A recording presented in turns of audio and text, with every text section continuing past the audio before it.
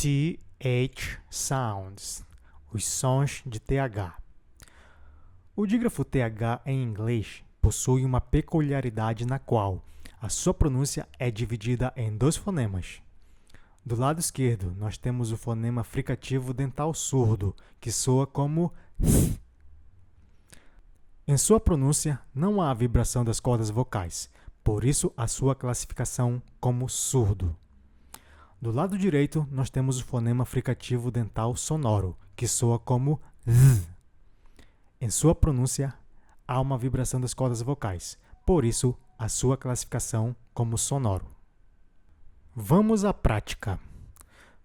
Na pronúncia do primeiro fonema, você vai colocar a língua entre os dentes e tentar pronunciar o som de S. S.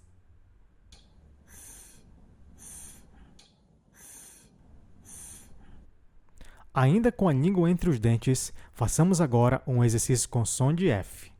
Sa, sé, si, só. Sa, sé, si, só. No segundo fonema, também com a língua entre os dentes, você vai tentar pronunciar o som de Z. Z.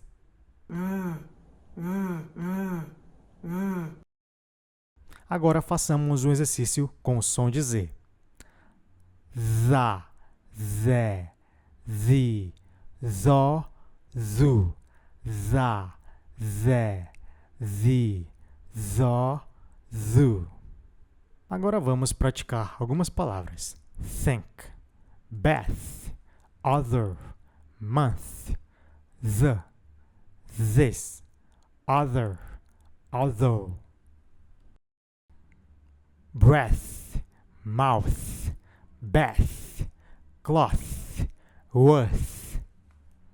Breathe, thus, bathe, those, that.